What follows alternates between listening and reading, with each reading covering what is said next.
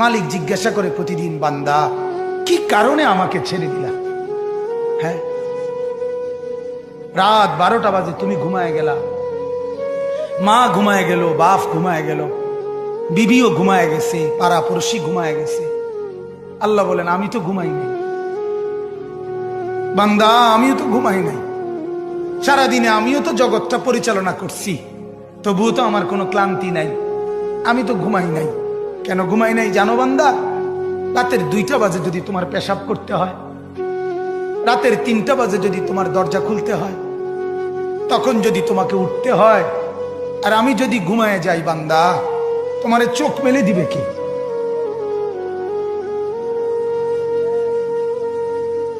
এই বাপ, চোখ মেলে দিবে কি?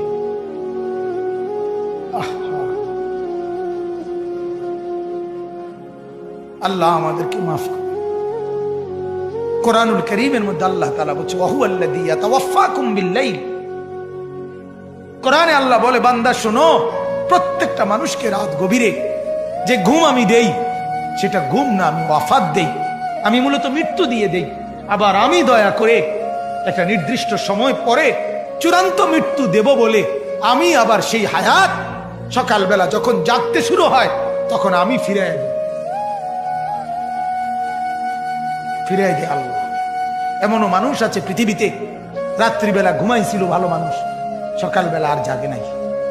আমার একজন দূরসম্পর্কীয় চাচা আছে, প্রফেসর ছিলেন, ভালো মানুষ ছিলেন, রাত্রিবেলা জলজ্জান্ত মানুষ ঘুমাইছে, সকালবেলা আর দরজা খুলে দেখছে ওই মানুষটা জীবিত ছিল না, মারা গেছে। হতে পারে না? হতে পারে কিনা বলেন না?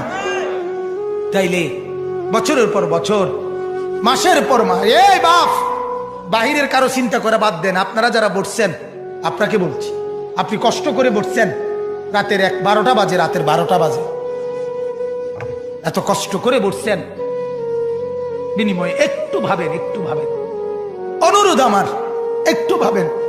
আজ মাঝে মাঝে মন চায় আল্লাহর বান্দা মুসলমানদেরকে বুকে জড়ায় ধরে কাঁদি যে বাপ কেন এত ভুল করছেন, আল্লাহকে কেন এত নারাজ করছেন? যার বিবি বেপর্দা, আপনি আল্লাহকে কত পরিমাণ নারাজ করাচ্ছেন।